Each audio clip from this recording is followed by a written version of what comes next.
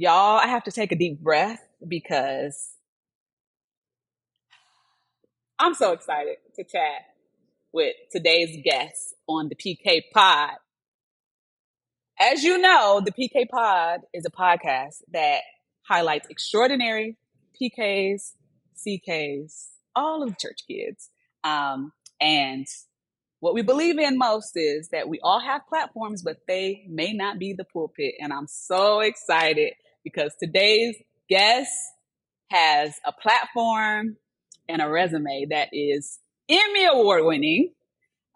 She is literally a writer, an actress, a comedian, and she is literally childhood family for me, Yeah, this is a to family me. reunion. This is a family reunion happening live on the PK Pod. Y'all make some noise for the beautiful, talented Ashley Black. I'm so So excited to be excited. here. Ashley, where has the time gone?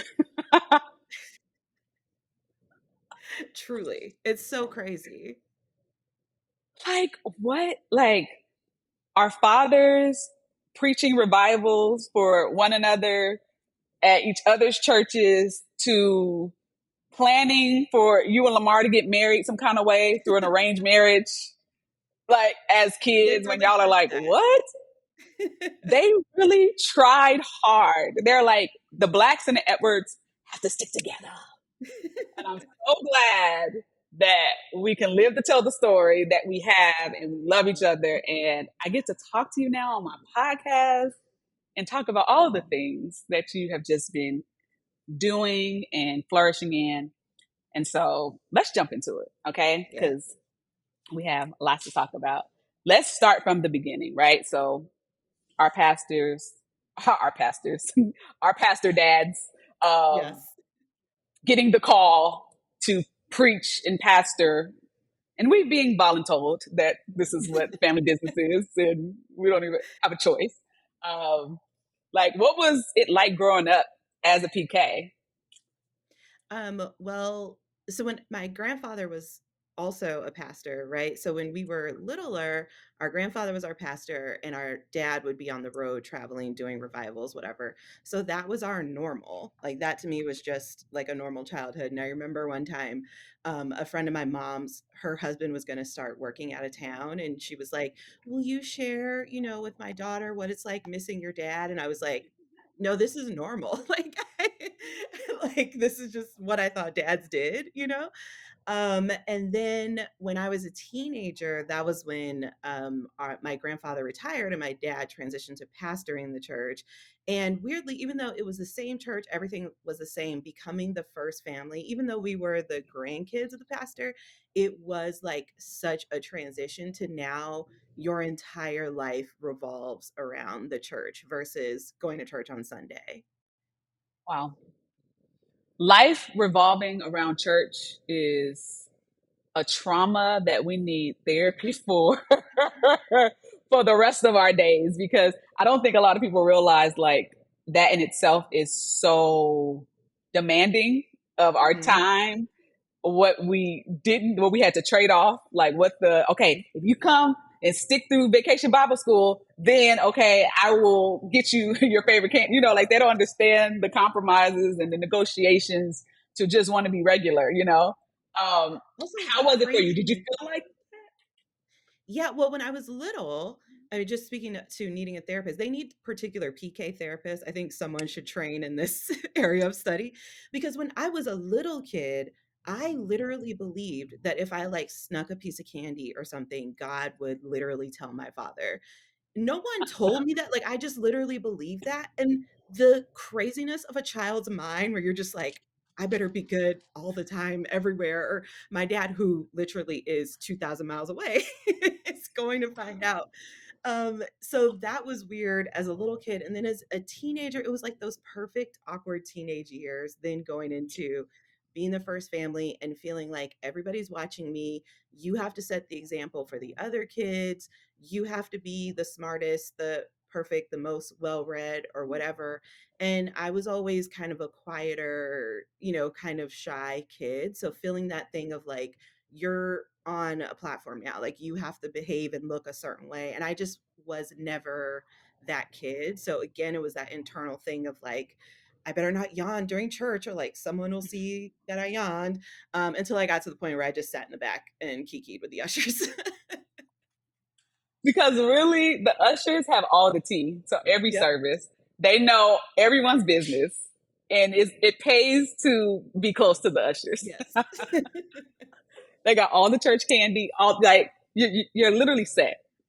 I absolutely love that. Okay, so literally grew up in church. As you got older, right, and you start kind of going through discovery.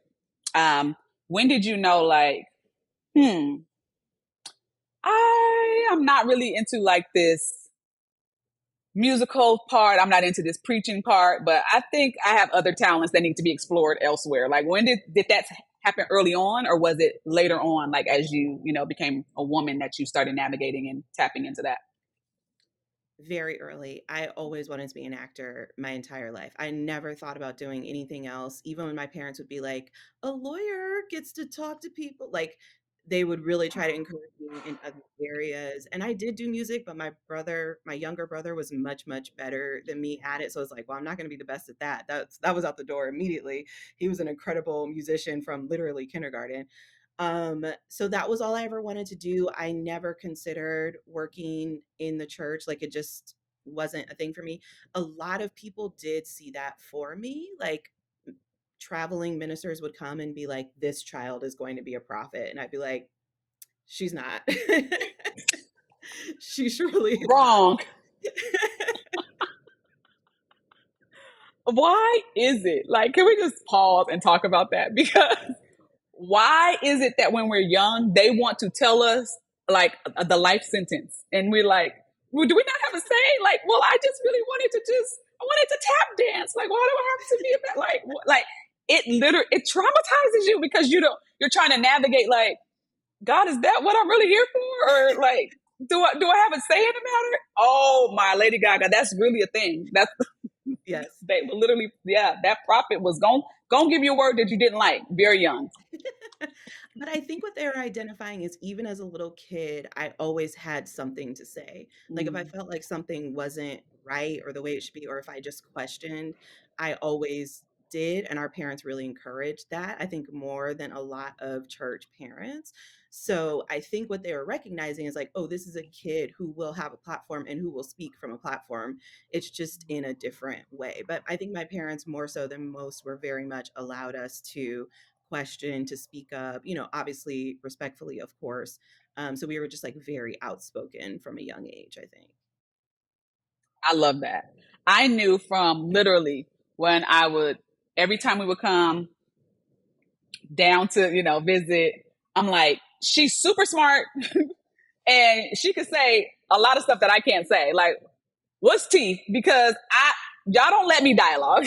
Like, what is it? Is it an LA thing? Is it because I haven't reached that age yet? Okay, when I get a little longer, I'm gonna be able to talk a little more. No, but I love that because a lot of PKs didn't have, healthy dialogues, and it's so important that that's a thing that we highlight because being able to have healthy dialogues with your parents at a young age can help save a lot of time as you're navigating adulthood, the real world, going out, being able to talk to people, being able to, read people, understand different personality types, like without the fear and the timidity. Because I felt like I was very timid for a long time. I was always loud. I was always like, but I was timid and bashful because it wasn't encouraged to have healthy dialogues like that. You know what I mean? So yeah, it's shout out to the parentals. It's Shout so out to funny. the parentals. Like the grass is always greener because to my eyes, I was like, oh, they're the perfect church kids. Like I can never quite like get the outfit together or the look together, whatever, but they have it. Like you're the perfect church daughter. So it's very funny that we're, looking at it from the other sides. But my mom always said, like, I'm not raising children, I'm raising adults. So even from a young age, I was Mm. like, adult, you're going to need to be able to speak up for yourself. You're going to need to be able to advocate for yourself, whatever it is. So Wow. they started allowing us to do that from a very young age. But again, like I said, my dad wasn't the pastor, right? My grandfather was. So that's how we were Yeah. raised. And then all of a sudden you're in this new role and it's like, well, now you're supposed to sit and be quiet. And it's like, oh, it's Mm. too late for that. Like she has a voice. I didn't have to. Like, nah, nah, nah, nah. I absolutely love that. And that's so funny that like we're literally like looking at each other like grass is greener because child, I was like, I only have this one black skirt that I'm gonna wear at every visitation because I feel like it makes me look like a grown up. And this is the only one that has a slit on the side. And I always want to look a little older than what I am because the musician boys are always cute, you know, because I have been crushing on Jay Black. I have been crushing on Eric. I'm like, okay, I get to see my people, but that's amazing. Okay, so you knew from early on you wanted to act. Mhm. As you navigated right young womanhood, you turn 18, you decide, all right, cool, I'm going after this. Like, obviously, you had supportive parents because they literally like they never were not supportive. I know that for a fact. Well, But yes how and was it for no. you? What really? Yes, yes. I mean, they're always supportive as being like emotionally supportive, parents, but they really wanted me to do something more practical. And again, out of Okay. practicality, not out of not being supported, but like at that Mm-hmm. time, if you were to look at television, there wasn't anyone who looked like me that you could point at and be like, oh, that's a clear path for you. So they really were like, can't you find anything that would provide some stability, especially with my dad coming out of the music industry and having all the experiences he had, and he knew how hard it was and how it beats you down. So they really wanted me to do something more practical, and like I tried to. I went to grad school, hated every moment of it, but really was like searching for that stability that they had like taught to me. And then like come to find out that like nothing is stable. So it was like, if Mm-hmm.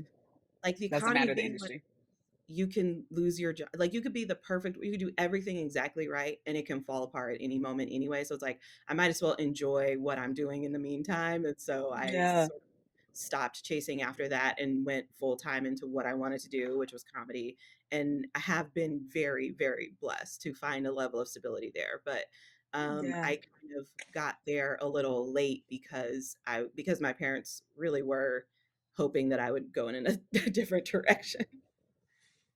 Honestly, I feel like you got there right on time because the timing was so perfect for all of the projects, that Mhm. you have worked on.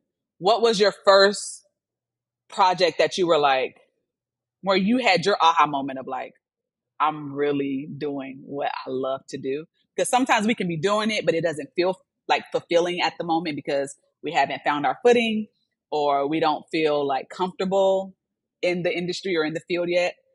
So was there a particular project where you felt like, okay, I can breathe, like I'm here, like I got this? Well, to you saying the timing is so right because I was, late by whatever industry standards.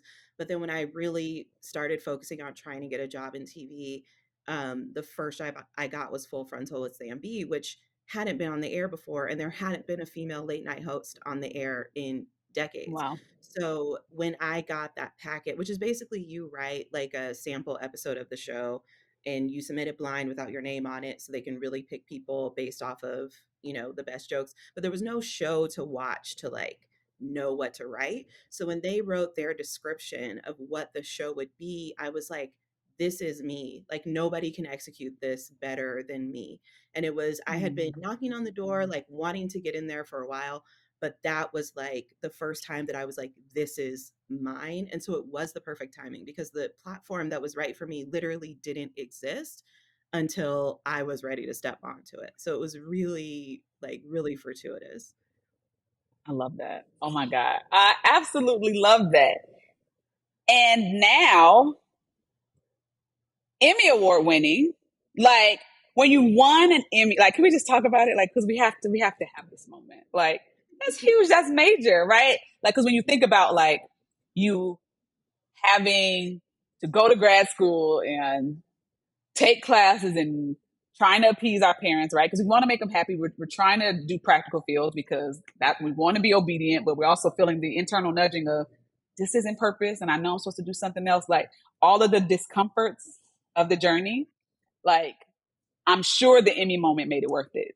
How was that for you? Um, Like, I think just getting the job made it worth it because I had mm, gone to grad school, I had extra knowledges that most comedians don't have when you're writing about politics and trying to write persuasive pieces and all of this. So it's like all of the pieces fit together really well in that first job.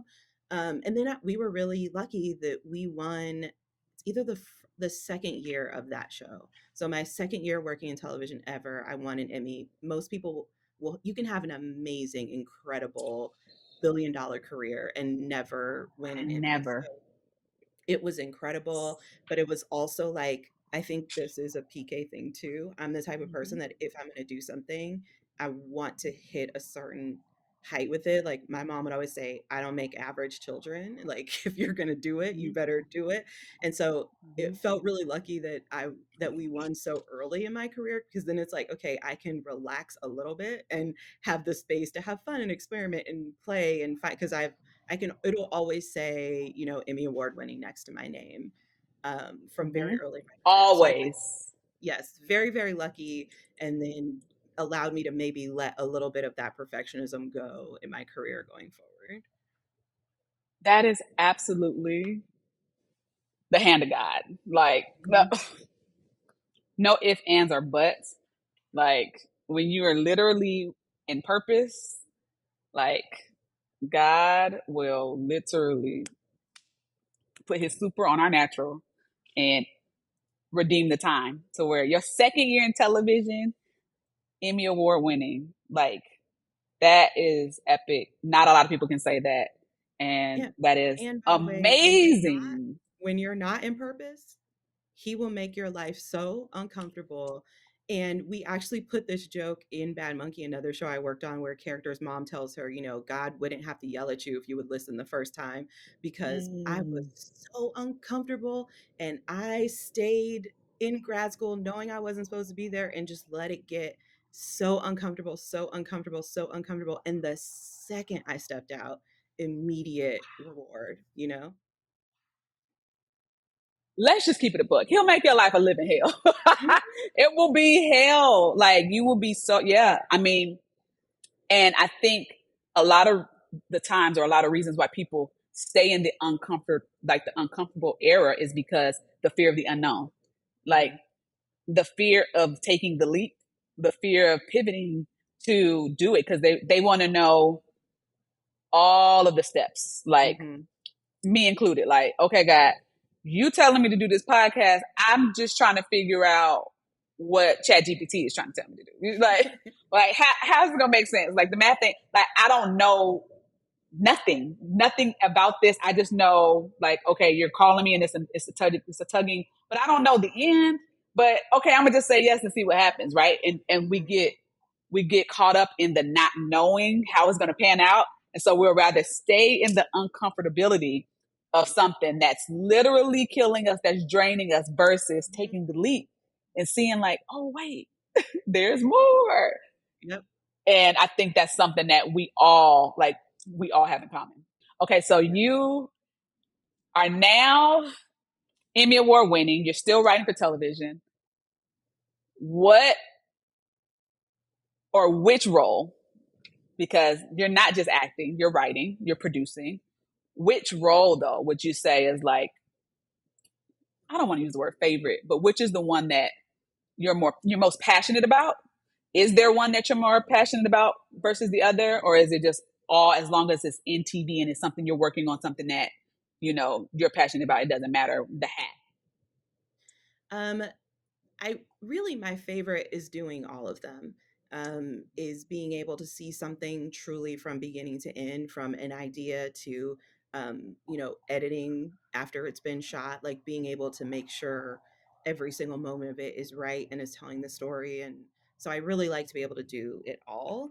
I always say, like, acting is like huge peaks and valleys. Like you'll have some of the Mm, best moments of your life on set, connected with your scene partner, like killing it, really making people laugh. That's the best feeling you'll ever have. But then every day is the worst feeling you ever have, as you're trying to get mm, auditions, not getting the call back, not getting the part. When you do book a job, the first thing someone asks you is to send your measurements to them. Like, how many jobs you get a job at the bank and the first day, like, and so how big is your waist? Like, Like what? acting is crazy. It's crazy making. Whereas writing is like much more even. Like the highs are Mm, not as high, the lows are not as low. It's when there's a problem, it's like I know the answer will come. It's just a question of like when. So I like being able to go back and forth and do both because they're like such different experiences. But the yeah. thing that I'm passionate about is like making people laugh. And I will do that Mm, in whatever capacity. Like to the point where yeah. I'm sending text messages and I'm like, girl, why are you editing this text message to make it the funniest version? Like, just say what time I'm going to be at the restaurant. Like, but It's it's just just you're like, passionate about it, so you can't turn it off. yeah. I love that. And obviously that hit the screen in a Black Lady sketch code, this sketch comedy, because honestly, that was crazy. Like sketch comp, like I said, wow, the writing, the acting, actually, I was literally like, oh, y'all did your big one with this one. Like literally T, you know what I mean? What do you feel like is the issue? And maybe I'm making it an issue. Um, when it comes to writing more faith-based shows or faith-based movies, right? I feel like if it's not Tyler Perry telling somebody Christina is gone, right? Or something that leads to, some type of altar call, like it's just like that cannot be the standard, right? But why do you think there's not more uplifting or just comedic um, shows that are from a faith-based perspective in the industry? Yeah, I think there's like two different issues. One on like the mainstream industry side, people are afraid of it. They're afraid to offend people.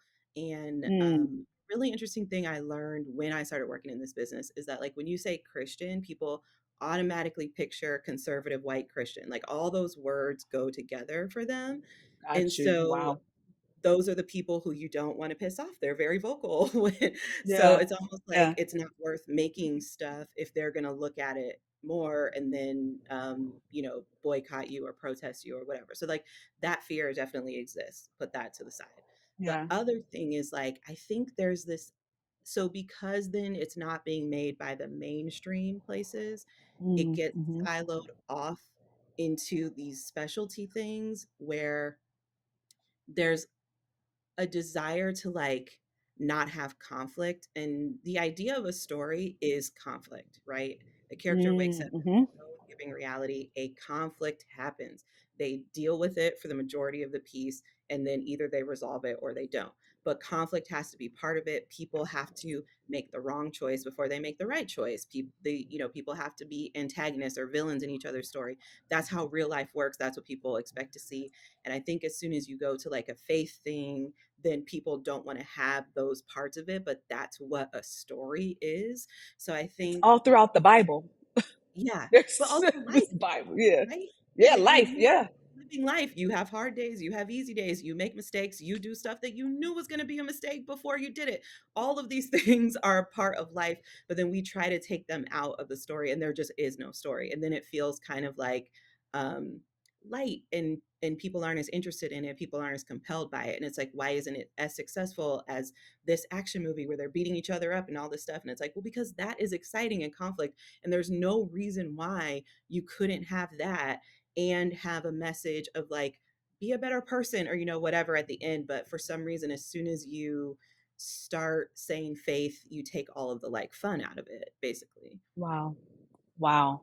That's very, like, I didn't think about it until you start saying, I'm like, actually, that makes a lot of sense. Like, for whatever reason, when we hear the word faith, we assume no conflict when that literally is our daily bread. Like, it's Yeah. conflict on every side. Look, someday I've had some good days. I've had some hills to climb. When is climbing a hill conflict free? Yeah, so Somebody tell climbing me. a hill is act two. Act two of every story is having a hill to climb. Has to happen. And I just was like, what? But that makes a lot of sense. So what advice? Okay, so now I'm pivoting because I know there's a lot more writers now. There's a lot more people that want to get into the industry. What advice would you give writers that are looking to do more positive content, to still not, to not lose heart, to go after? Like, what advice would you give them as far as writing and wanting to go for it? I think that a lot of times people look at an end product and go, I want to make that, or this is what they want to buy right now. Like recently, there Mm-hmm. were so many Marvel movies. So I could see someone being like, well, I'm Yes. going to write a movie like that. The problem is things move so fast and writing is so slow. It takes a long time to Mm, write something good that by the okay. time your script is finished, that trend will have moved on.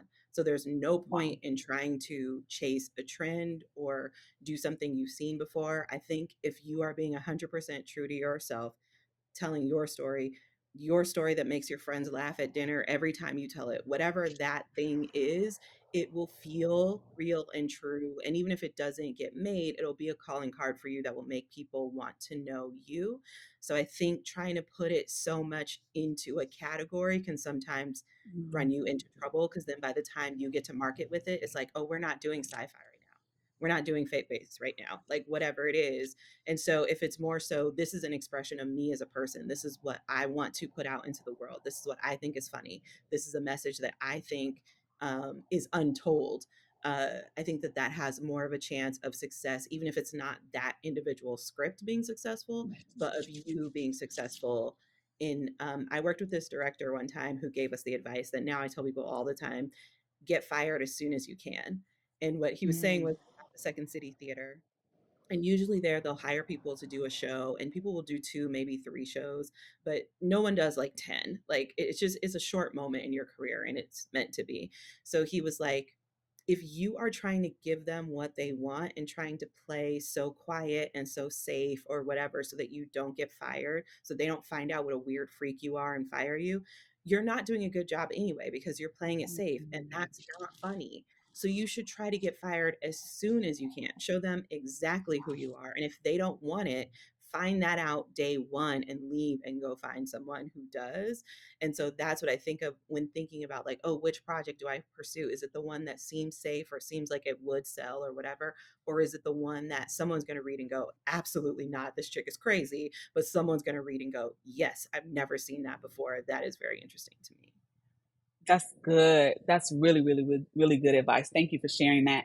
I know somebody's going to be encouraged and motivated, just by hearing that advice, because sometimes it's just overwhelming. You don't know where to start. You don't know, and you can feel overwhelmed, like you said, by the type of content that you want to release that you just kind of just don't do. You know what I mean? And I think we're living in a time where so many people are creative and AI is taking over and everybody's so in a hurry to do things so fast that they're not trusting the process. And so I Yeah. think that is incredible advice. Okay, so I have to talk about my Uncle John Black.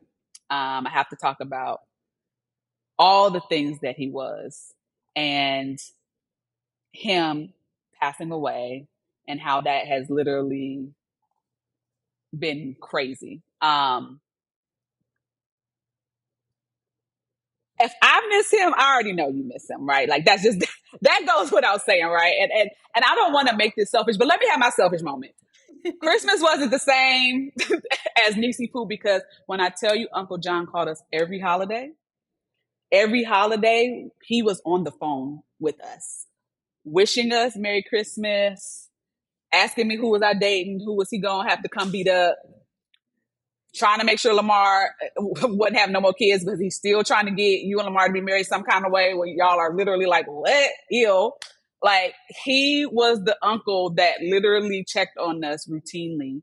And it is literally just not the same without him. And I want to just ask you, number one, how are you doing? And number two, how has your craft changed since his passing? Has that fueled you? Do you feel like closer to him? Like, I'm just curious as to like, how has, what is life as an actress and a writer? How has that shifted, with the absence? I'll say to both of those, I'm still figuring that out. And I sat down Mm. today, I was like, I'm getting through this podcast without crying. So Ah, I'm sorry. I'm but also, sorry. it's so funny because you saying that, so many people have said that to me that we didn't even know. Like people in Kansas, like, oh, Wow. that's my Uncle John. We've never met this person. He had people who he did that to all over the country.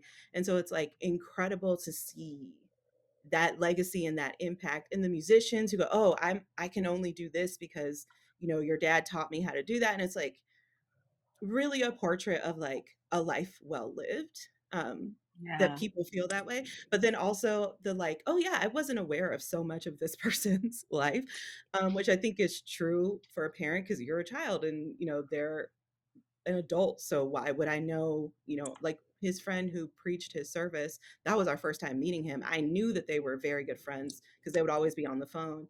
But I had never actually met him. And his voice, his cadence sounds so much like my dad that I was like, oh, you guys were best friends. Like you guys had merged into one preaching style. One I, preaching style is crazy, but it happens. It definitely happens.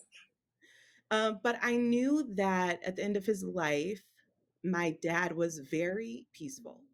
Like he Mm. knew where he was going. He knew that he had done what he wanted to do. And so I think now I'm evaluating my life trying to be like, what would allow me to go that way, if that makes sense. Mm. What would bring you peace? Hmm. What would give you that center?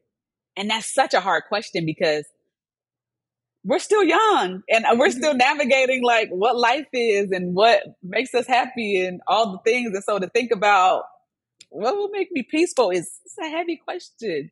But to Yeah. know, It's very easy to get on the train of like, well, this is the next thing after this is the next thing after that. And doing it because it's time to do it or it's the next thing or someone has asked you to, and not thinking, where do I want to end up at the end of this? And of course you don't think like mm, that every day, but like mhm, you can put one foot in front of the, like I started working in television 10 years ago. This is year 10. mhm, When I realized that, I was like, mhm. oh my gosh, it's year 10. Like where did the time go? Because you're kind of just going from Wow. one thing to the other. And I'm very happy with how I've spent the last 10 years. But it's like, oh, um, I think when you're younger, you're like striving and you're so ambitious and you are striving for any opportunity you can find. And then when you're a little older, it's like, okay, what do I want to do? Not what do I want someone Mm, to allow me to do, or um, what I'm begging for entry. It's like, what do I actually want? And I think yeah. I'm figuring that out. One detail of a thing of my career was that I would always talk to my dad before I went to set, and he would be like, knock him dead, kill him, just get in there and just kill him. Like he'd give me a really violent pep talk. And so the first time I went to set, after he passed, I was like, gosh, I really don't know how I'm going to get through this day. And I walked into the hair and makeup trailer and they were playing the Gap Band. Oh, that's perfect. I love that. Oh, So I was like, oh, I don't have to do it wow. with them. That's perfect. Oh, that makes me. Okay. I love that. I absolutely love that. Because he's so legendary, man. Like, I don't know a kinder soul, someone who loved God more and loved his family. You know what I mean? And for everybody to have that same sentiment, it's just like, oh, like well done, John Black. Well freaking done. I And love that. when you've created that, we do have music we can listen to, and someone even sent us a song Mm-hmm, he was playing on that we hadn't previously known about, so we're still discovering things. And all his old sermons, are all written down. mm-hmm. It's like, oh, when you create, you do leave people with something. So again, it's like, as a creative, what do you want that body of work to be, That's good. That's really good. And I guess I didn't even think about it from a preacher perspective because you're right. Sermons are written down. It's not just, not all of them are by memory. So that is a form of still legacy. You know what I mean? Legacy doesn't, for pastors and PKs, doesn't always have to look like me taking over your life's work and being a pastor and a preacher. Like, legacy is me being able to revert back to something and say like, man, like this, I remember this. I can hear you saying this, or I needed this. Like this still lives on. through your Oh, and music, we through the would joke messages that around I in can the play. house and like he had a few like signature sermons that he did a lot. So we would do them. Like we have them memorized. So we would like be doing them in the kitchen. Don't we all like that? I think that's the thing. Like, that's another PKism. There are the signature sermons that we know by heart because we heard it on the road at every visitation Hmm. that nobody knows. And that's the point. You're not supposed to know that this is something Yeah. they didn't preach before. That's the point. But we know, and we have to sit there and say amen at all the parts again, like we heard it for the first time. That's crazy. Oh my goodness. I absolutely love that. And I'm glad that it's still well. You know what I mean? And that you don't have the answers because you have to take it day by day. You know what I mean? Um, but ultimately, we know he's in a better place, and we just love that man. We absolutely love that man. Okay, now I have to pivot again because I want to play a game with you, and Okay. this is gonna reach down into your church roots. Okay, like Oh, I have to throw it back to the early 2000s, late 90s. And this is like this or that. Okay. You tell me if it's this in or if it's that, like, what do you have on it? And we'll go from there. Are you ready? Now, mhm. don't overthink it. You just got it. The first thing that comes out of your mouth. Okay. All right. So I'm like laughing thinking about it. Okay. Church pews or individual chairs? Pews. Ooh, I wasn't expecting that. Okay. Walk around for offering or pass the plate? Oh, I think walk around. I think that's just what I'm used to. It's a fashion show. I feel like we show off our outfits. Yeah. Um, First names or titles? We were a first name family, and that did rub some people the wrong way. But I think because my mom is the youngest of five, so our first cousins were adults when we were children. But they're your cousin, you call your cousin by your first name. So I think we just called everybody by their first name. But certainly some people were not pleased with us little bougie kids. Hello, John. Deacon John to you.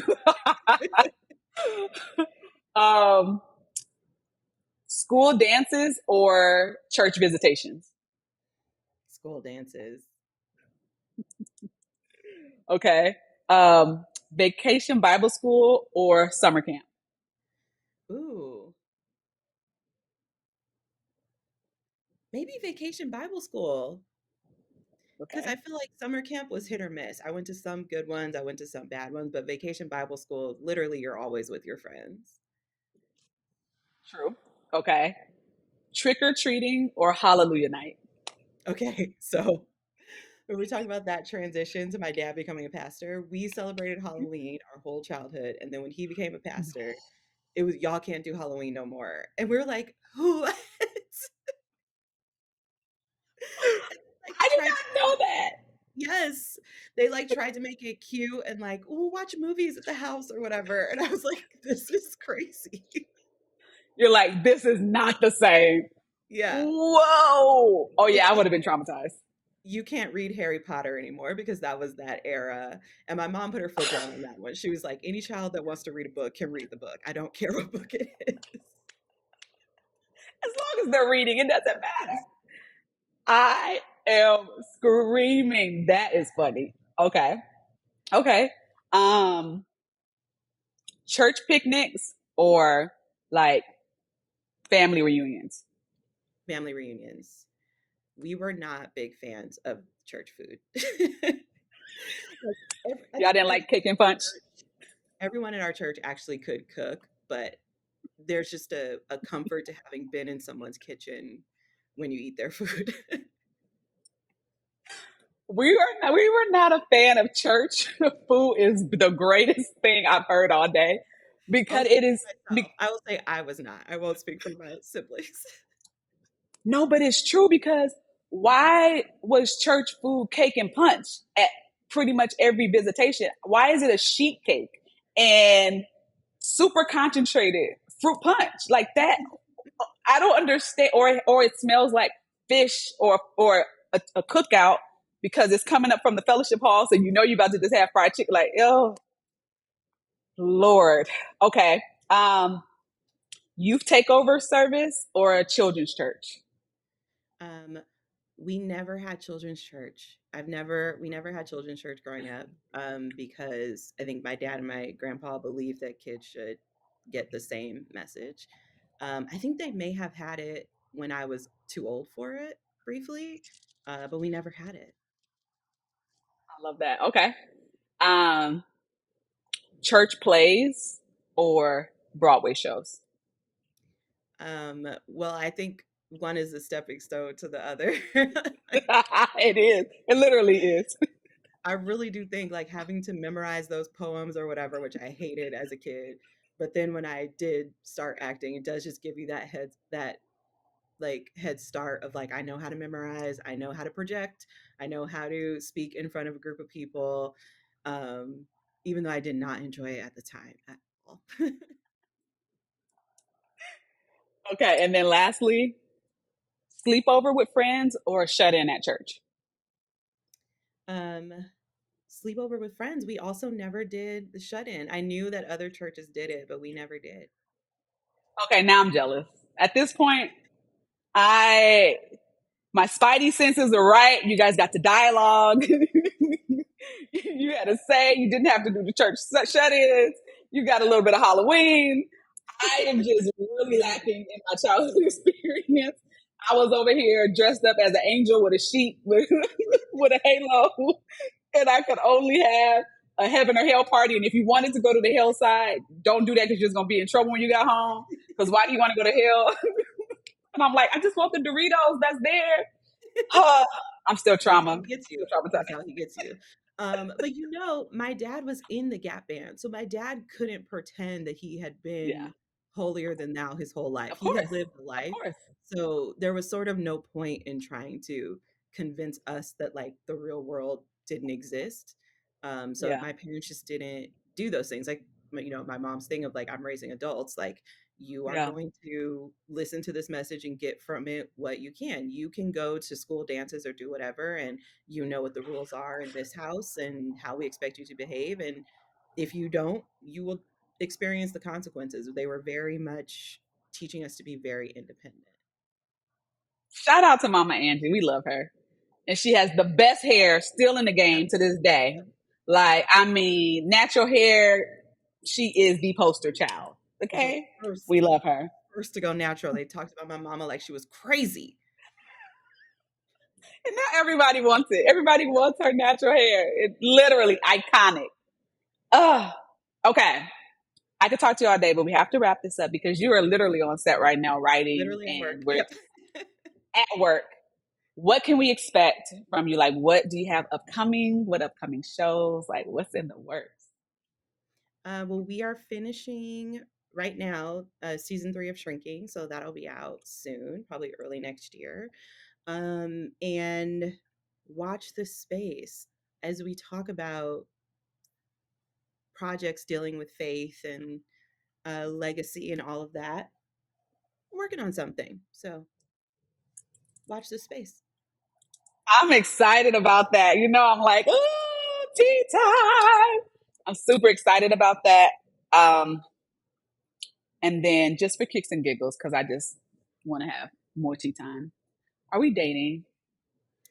I'm trying to, girl. Los Angeles is the pit. I see you every time I look at your Instagram. You're somewhere else. I'm like, that's what I need to start doing. I need to. Because it's like LA, they don't they don't want to be aggressive here. They want us to do all the work. It's too much work, you know. It's like let me go somewhere else and get a little bit more attention. Um, but I need LA to do better because I love LA. I love home. I love being here, and I want the person to be here. Like so, I need to get with the program. But And when I they're super hate that. aggressive, it's can you read my script? It's like that's not what I'm here Holy for. moly! That I is not can't what I'm home. stand a transactional man. And LA is I just meant men and women. LA is full of that. Yeah, very transactional. And it's the land of dreams. So people feel like that's, that's how they lead into things, which is unfortunate. It was a pleasure having you on the PK Pod. Tell the people where they can follow you and stay connected. I'm on Instagram at AshNB1. I was a late adopter, got a weird screen name. So find me there. It's fine. It's fine. You're right on time. We're still going to find you. We're still going to support you. We're still going to follow you. We are literally cheering you on. We are rooting for you. We're so happy and thankful for you literally following purpose and allowing it to lead you to all a decade in the television industry, which is phenomenal. We can only wait to see what's to come because we know it's just going to get bigger and better. And we're cheering you on from all parts of the world. And thank you. We love you. Me. I love telling my story because I'm always like, if I can get somebody to quit grad school a day sooner, then my story will not have been in vain. So thank you so much for having me on. And save them some money, right? Because these schools be schooling. Oh, yeah. So, yes, we appreciate you sharing your story with us. And I'm positive that our listeners are encouraged and somebody is quitting right now. I don't know how that's, the parents going to say, but as long as they're following purpose, it'll work out in the end. It'll work out. Thank you so much. And until next time, y'all stay tuned. Like, share, follow, and subscribe. We'll see you next time.